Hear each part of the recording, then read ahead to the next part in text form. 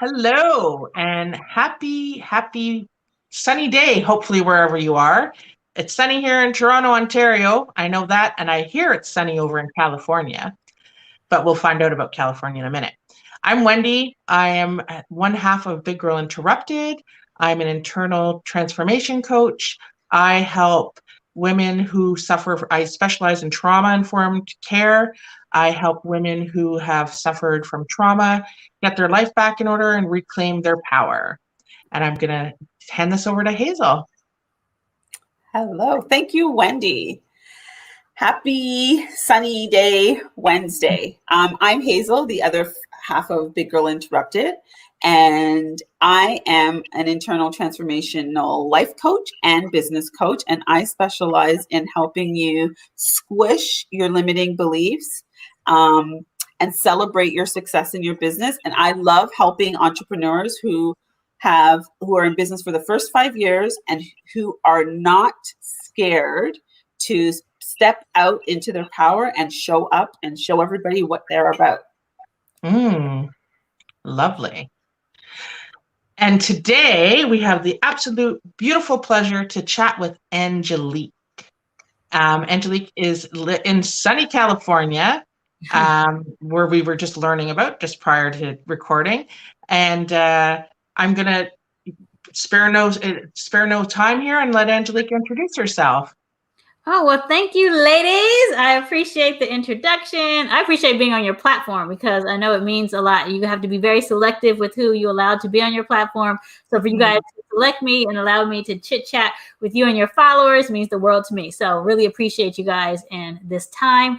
And yeah, I'm Angelique. I head up Corporate Countdown, where we help women and some men these days count down their days in corporate America. And we really do that by showing them how to replace their income, by showing them how to create online courses that can sell to the masses. And so that's a little bit about what I do. And I guess we'll get into some other things as we go along. But yep, that's me in a nutshell. Wow. Amazing. So I think what's really interesting to me is and your story is the transition, because I mean, people think that they've made it once they hit corporate world, right? Corporate America, especially, let's just say that. And you have kind of transitioned yourself. You're still in the corporate world, but you're in a whole different way that people probably didn't even think could exist.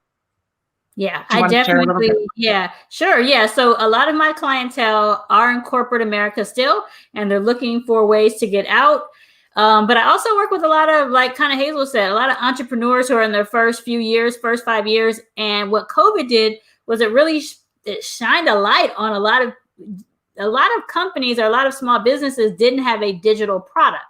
So then when the brick and mortar and nobody could actually go to the brick and mortar, they had nothing in the online space to sell. So yeah, a lot of people feel like you made it. I know I climbed up the corporate ladder as best I could. But even when entrepreneurs get out here and they think they've made it, something like COVID shakes you up and lets you know, hey, you better get out here into this digital space or have something to sell digitally, because if anything happens, you need to have additional streams of revenue coming in.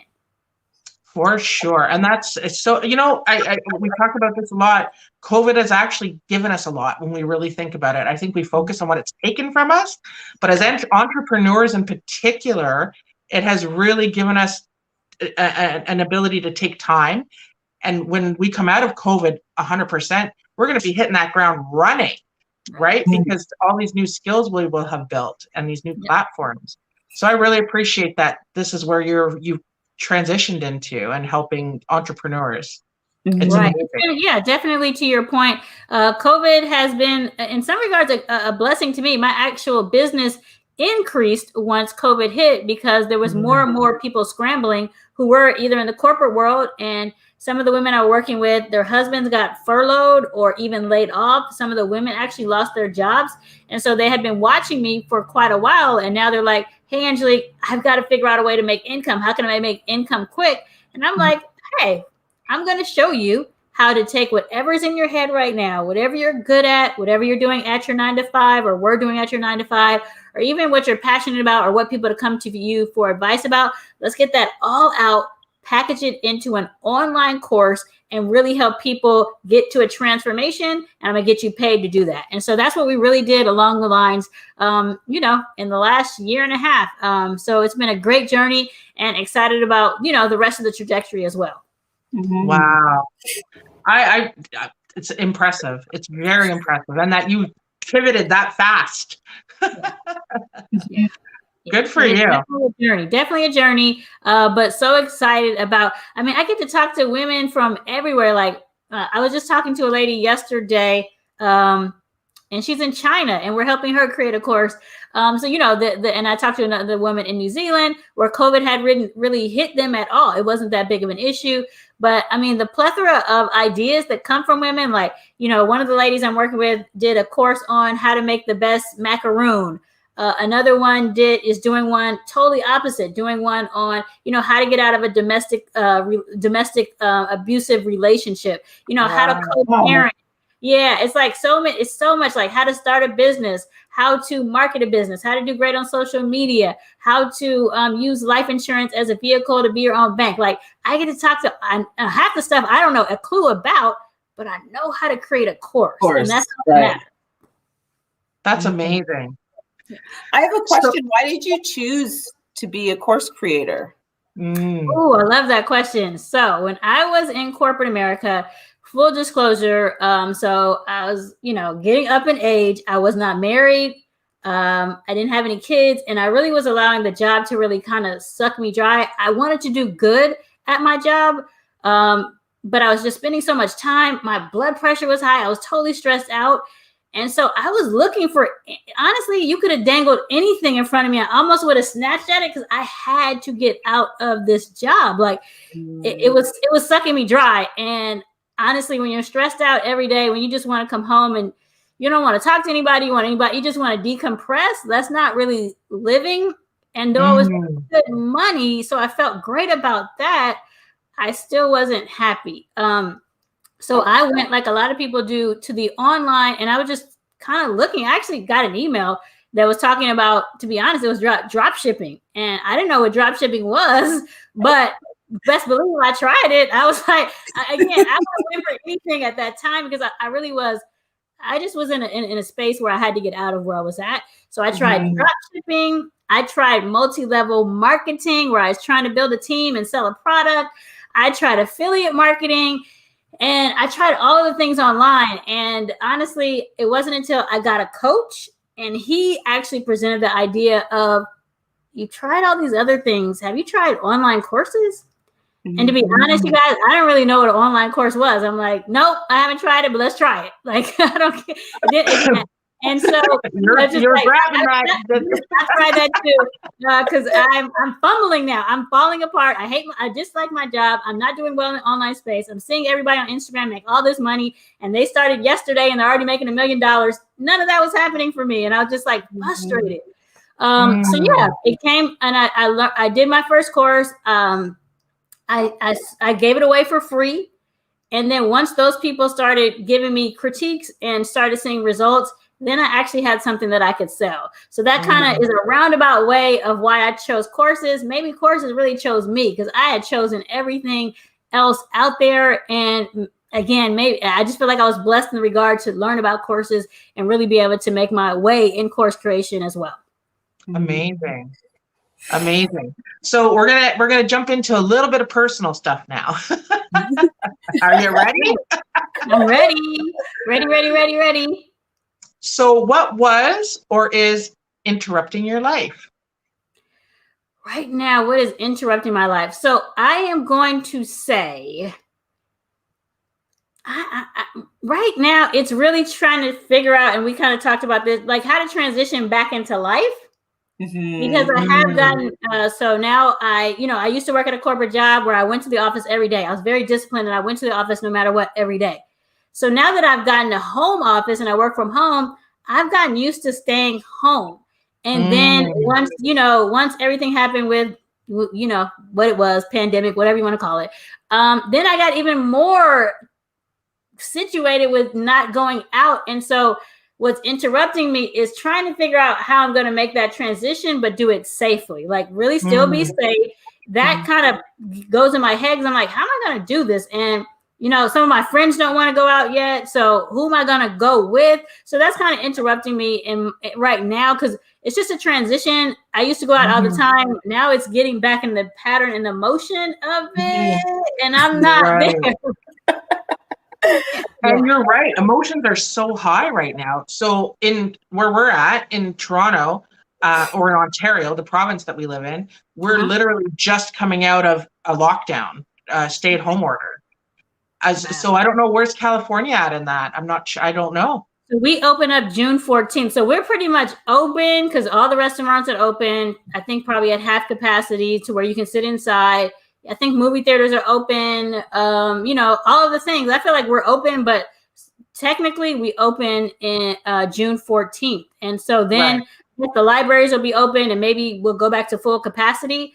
And so it's just different to me. It's just like, okay, because I don't know. I have no idea. I hope it all works out. I'm knocking on wood. Yeah. I hope it all works out. And then, that we're not looking up and having to learn another mistake, because there's so many mistakes that were made and it's understandable. But we had to, go through those growing pains. And so yeah, that's kind of something that's kind of interrupting me right now. I think that's an actual perfect interruption to discuss today, because we're all kind of on the cusp of that. I had my team meeting at my job today, and that is like, what is the new normal? What is that going to look like? And I can say for me, I haven't really engaged with the world since I came home from work. I lived at work for the first 4 months of the pandemic, and then I came home, and this has been my space, very much like you.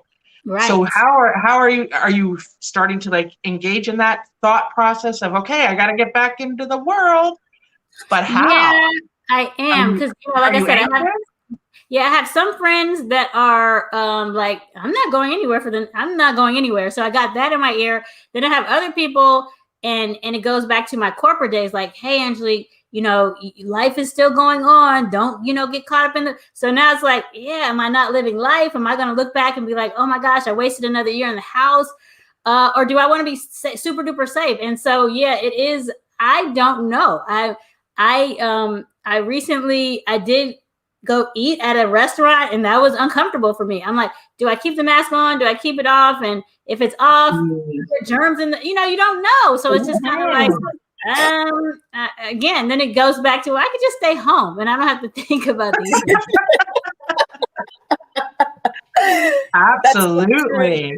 That is so true. Yeah. And I think you and I don't know, I can't speak for Hazel, but I think Hazel, you could agree that we're kind of all in that same space, right? Of that fear. And that's just it. Are we living in fear? And is fear living our lives?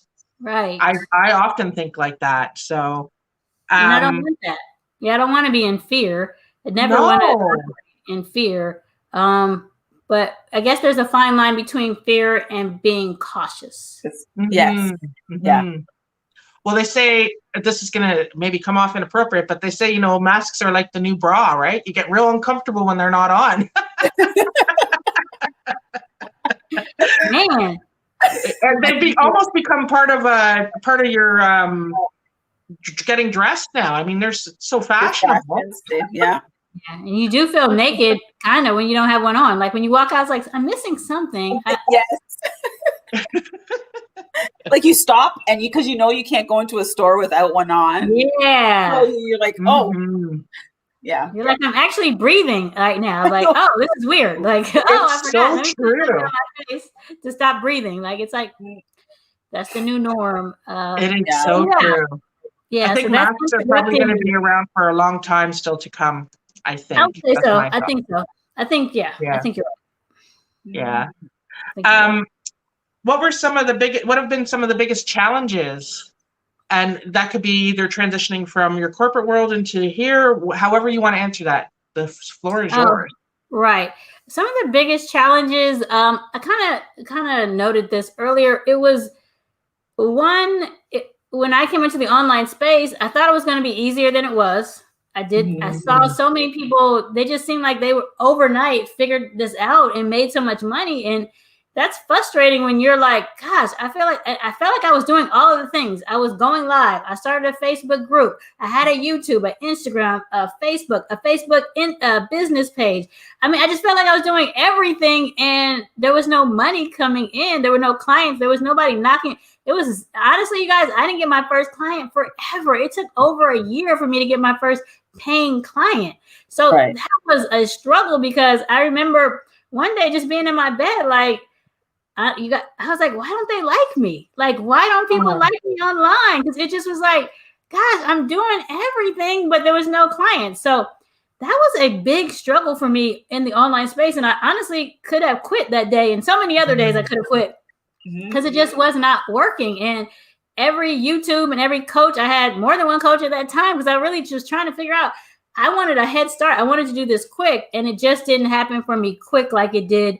Either other people, it was happening for them quick, or they weren't telling their real journey. And I don't know which one it was, but that was a huge struggle for me, because honestly, I definitely, in that day in my bed, you know, in the covers, I gave up that day. Honestly, it wasn't until the next day, like, I'm like, okay, let me try again. But that day I was done. Bye. I've tried everything. I've done everything. It didn't work for me. And something you just said is so relevant to, I think, everybody that's trying to build something online. And that is that personal feeling that we get personal. We feel like it's something I'm looking wrong. I'm sounding wrong. What is it about me that people are not liking? But it's not about that. What was the outcome of that thought afterwards when you thought about it? The outcome, again, it just was, I didn't have an answer. I didn't know why people weren't gravitating towards me. But again, I did have to start asking people. And a lot of it was, hey, Angelique, you're not vulnerable enough. And I'm like, it's like, they want me like, okay, so they want me, you're not vulnerable enough. You're only showing the good things. You're not showing the struggles. People don't know your story. People don't resonate with you. It was just like, and I was like, okay, like, all right, okay. So let me try to tackle that. And I still work on that. I still work on being vulnerable, because in life and in corporate America, you're not vulnerable, or else I was not. You don't show your emotions in corporate America. And honestly, just from my background, I just never was that vulnerable person. I always showed life is perfect. My life is perfect, even though it wasn't. Right. That's just who I was. Always put a smile on, make it look like your life is perfect. I don't want anybody to find out that my life is not perfect. My family's a little off, like those. I never wanted anybody to know that, like, my family is not put together like yours is. And so it was so I always put on the smile and acted like my life was great. So I thought doing the same thing in the online space, show people, hey, my life is great. And I guess nobody wanted to hear that. They want to hear how your life is not great, and they want you to be more authentic and genuine. And I still work on that to this day, being more vulnerable. Right. Yeah. Don't worry, I still work on it too. I do. It's definitely my interruption. Okay. I'm an open book. Yeah. I'm an open book. You ask, I'll tell. And sometimes if you don't ask, I'm still going to tell you. So. And it goes to show also women, right? Women were also not supposed to be vulnerable, because we're raising families, we're doing 10 million things, which is why we talk about what interrupts your life. Right. So you had these two things, you're a woman, and that now you're working twice as hard as a woman in corporate America, really, at the end of the day.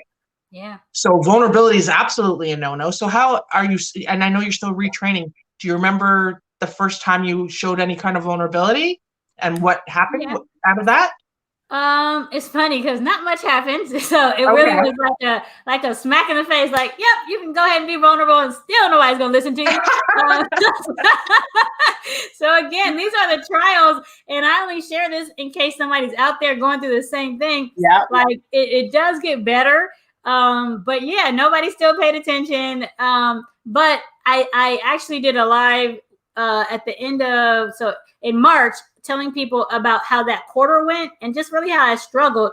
And so that one, a lot of people received it. And I showed them like, hey, I really didn't make any money in February. I did great in January. Nothing happened in February. And then March was great. But I had that lull in February, and that doesn't feel good. When you're used to making good money and then you have a lull in a month, it's like, oh gosh, am I going to be okay? Am I safe? Is this working? Did everything change on me? It's those types of things. And I was very, just full disclosure, very transparent in that live. And I did get a lot of good feedback of a lot of people going through the same thing. So honestly, for a year though, of me being vulnerable here and there, I didn't get any feedback. I didn't get any, hey, great. No, it was none of that. But I kept doing it and persevering at it. And again, I still work on it to this day. Just like Hazel, I have to work on it because it's just not who I am. Right. Or it is who I am. It's who I am in the sense of it's my story. I am not used to articulating it, especially to people outside of, I barely tell people in my circle. So to now tell people outside of my circle so you could judge me, no, I don't want to do that. That makes sense. I get it. It's uncomfortable. It's very uncomfortable to expose yourself in a way that is so intimate, really, right? Yeah. Well, good for you for doing that. That's amazing, especially if it's not in your wheelhouse, right? Yeah. I find in entrepreneurship, you're going to be uncomfortable quite often. Yes. And so it's just one of those things you're like, okay, just go ahead, swallow, go for it. And like me, it could not even work out for you. And you just gotta like, oh, I was uncomfortable for me and one other person. That's the only people who saw it. So it just depends. But I can say it does get better. Like I said, the live that I did the other day, or no, at the end of March, showing people what I did, that one was received really well. And so it gave me the confidence to, okay, keep doing it, keep showing up, keep telling people about the struggles and also how it gets better. Yeah. Right. I think one of the biggest tips that still resonates with me in terms when Hazel and I first started was we had a coach and I can still remember, I don't know if Hazel, you'll remember this. I still remember us sitting beside each other and me like smacking your arm, me like, see, I told you. And she said to us, people don't buy your products. They don't buy your services. They buy you and your story. Do you remember that, Hazel? Yeah. And I was like, you see, and Hazel was very adamant that none of her story was ever getting out. So, and it creates connection. That's what happens. You have to create connection with your audience, and that's what why people want to do business with you. She gets it. When they feel you get it, they'll come. Right? You're right. Yeah. I think there's a book called "Is the Story Stupid?" and that's really, it's just a story.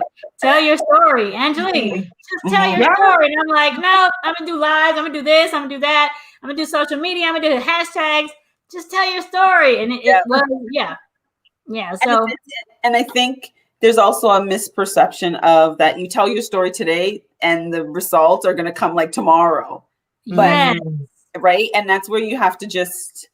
That's why it's important. You just tell your story, you leave it there. When the right person that needs to hear that story, your story will find them, right? It will show up, and that's when you'll make the sale.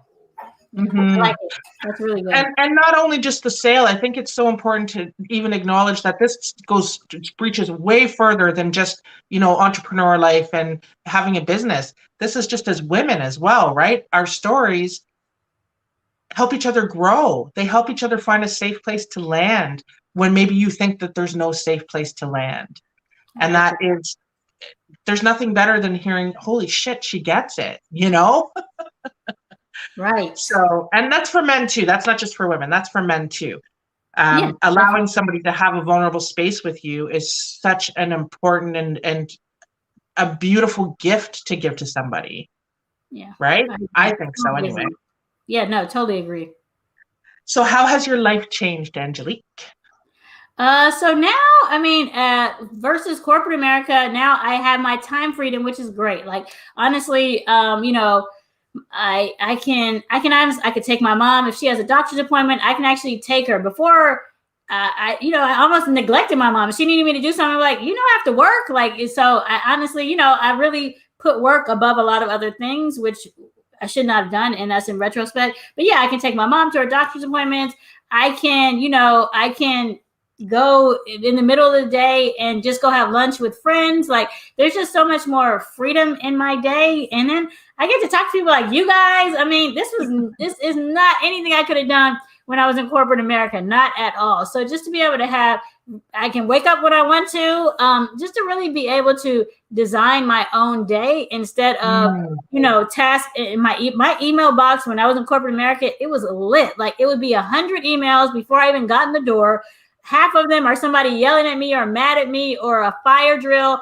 Other ones I'm just copied on, but I don't need to be copied on them at all. It was just a litany of things. And I used to walk in like, okay, let me open this inbox and let me see what crap is going to be in here. And that's no way to live. Like, now I check my email or I don't, because there's nothing crazy in there. There's no fire drill. If I look at my emails throughout, but it's not like before. Like, I was connected to my desk and connected to my email. If I didn't check email, I was not in business, to be honest, because I needed to make sure I addressed people and make sure I got back to them really quickly. So my life is totally different because I am no longer doing that. I'm not going to say entrepreneurship is just a walk in the park. I'm not going to say that I get to, have unicorns and rainbows in my day every day. It's not.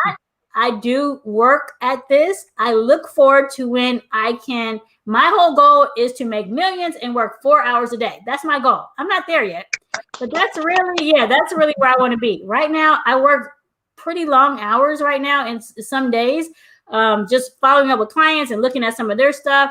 But I look forward to the point where I have enough money to where I can delegate certain things and really, like I said, make really good money, but work really 4 hours a day or so and really have even more time into my day. But the fact that I get to do podcasts and create goofy videos and I get to be on Instagram and Facebook all day. I mean, you can't beat that. Like, that's not a real job. Not a real job. It doesn't feel like a real job, but it is. No, it is. But it's not like when my life was really stressed. It's totally different. So I really am able to be really appreciative to be able to be on Facebook and Instagram and do silly stuff and scroll through things and comment. To be able to do that and not have been able to do that before. I had no time to do that stuff when I was at a corporate job. My life is totally different in that regard. And for that, I am truly grateful. Well, you sound like you found your passion. So, and when you're passionate about what you do, that's a game changer, right? Mm-hmm. Even if you're in corporate America, if you're passionate about what you want to do there, that's going to be a game changer. Your passion wasn't there. Your passion is in helping people, clearly. And now you're not you're not living to work, you're working to live. Right? Yeah, that's great way to put it. No, that's a great way to put it. So I appreciate that. And yeah, nothing wrong with corporate America. I learned so much in corporate America. I wouldn't be the person I am if I didn't learn how they do business, right? Corporate America will show you how to run a business. I learned a lot. And I met so many of my coworkers. Like, I'm in group text messages with so many of my old coworkers. So I wouldn't have known them if I wasn't in corporate America. So corporate America is a great thing. It's a great vehicle, great tool. I have nothing against corporate America. The corporate America I was in, it just wasn't for me. That's right. Yep. There you go. And you figured that out. Thank God you figured it out, because you could have went through your whole life and retired from there, probably an early retirement, because you would be so stressed out. So that wasn't your passion. Amen for you for finding your passion and running with it. Yeah, no, I appreciate that. No, definitely. I always had this image of me as an old woman retiring from corporate America with just a box and a plant. And it would kind of bother me. Like, gosh, I would just have a plant and nothing to show for it. Like, nothing, no kids, no husband, just an old woman leave. And again, it's okay to retire, but that was the picture I saw for myself. And then I saw them just replacing me immediately. And I didn't like that idea. The idea that I was just so replaceable just immediately, and I would have wasted my whole life and just have a plant to show for it. The image was just, it was real to me. And so it was one of the reasons, it was one of the catalysts that pushed me out. And I think that to that point, it's what every human being is looking for, is to have meaning. You found your place where you have meaning. Yeah. That's amazing. How powerful. Yeah. And I'm appreciative. And what are your next moves, Miss Angelique? Next move. So I am going to now, I'm working on a new, it's called 21courses.com. So you guys can check that out. And really it is helping people, because one of the biggest things that people have trouble with is figuring out what course, Angelique, can I make? So what I did is I came up with the top 21 courses for 2021 that are actually selling right now and doing well in the market. So I'll put that out there for any of your listeners. Feel free to check that out. But that's what I'm working on right now. And then also, I'm always looking, to work with the next great client. I'm always looking to work with anybody who wants to get their ideas, put it into a course and make some money. I'm always here and always going to be a resource, whether you work with me or not. If you ever have a question or not quite sure about something, I always want to be that resource so that people can get their courses out there. Love that. And all your information is going to be in the show notes and what have you, but where can people find you? So yep, I have switched up. I was Corporate Countdown. Now I'm at digital.angelique. So Angelique is spelled Angelic.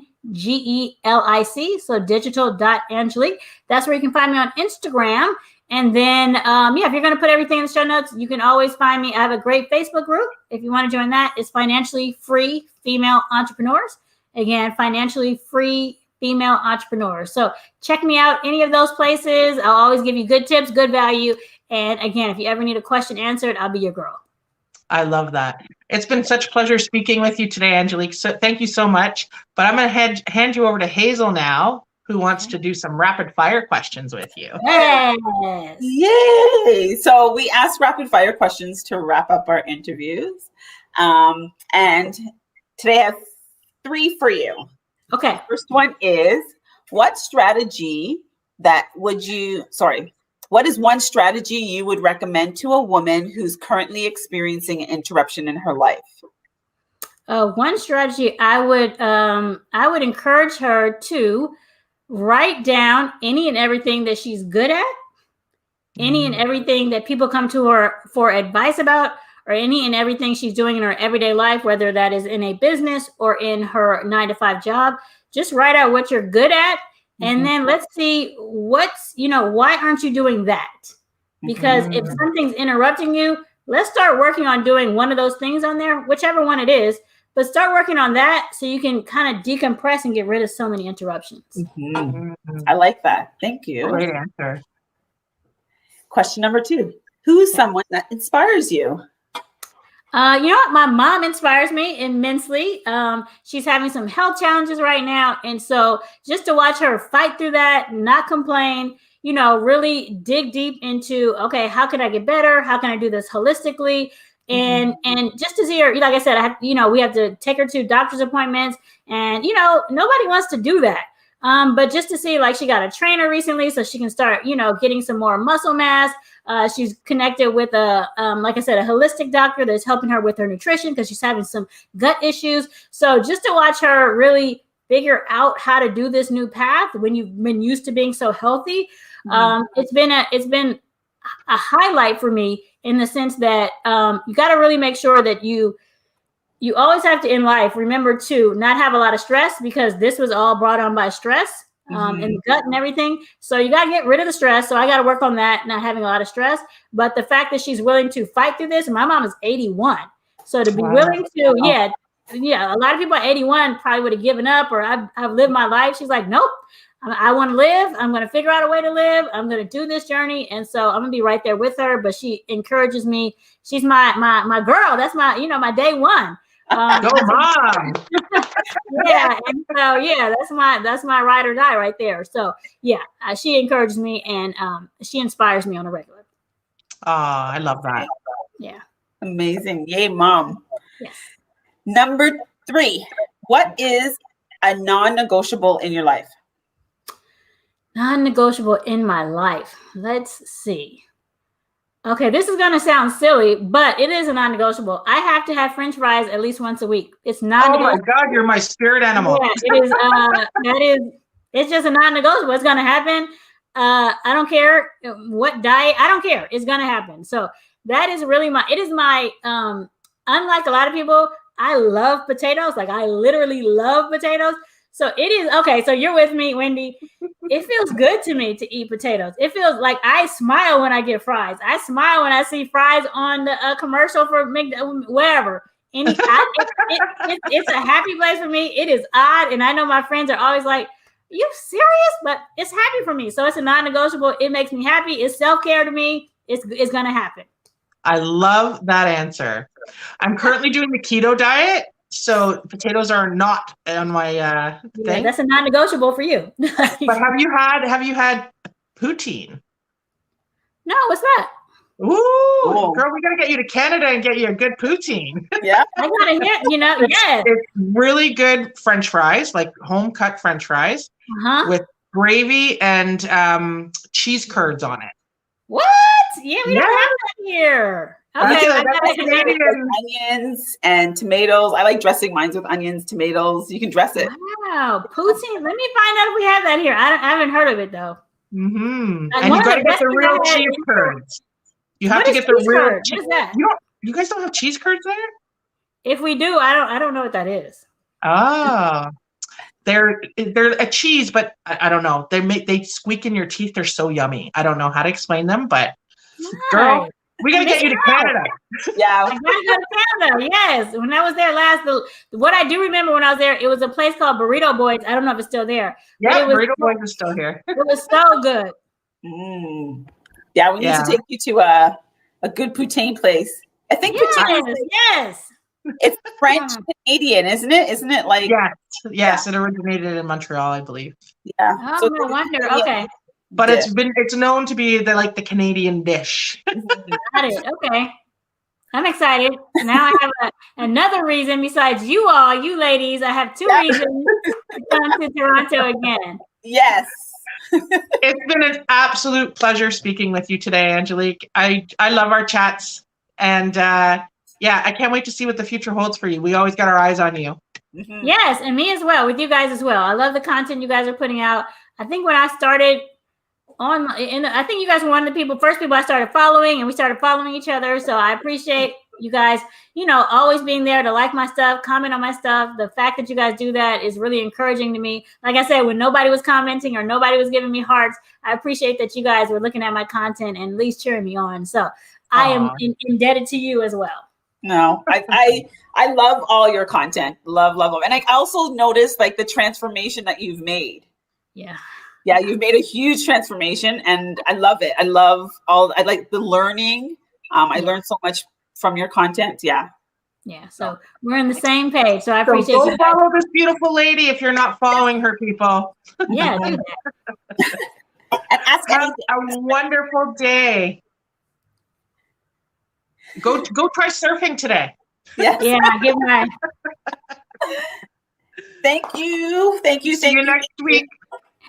Bye.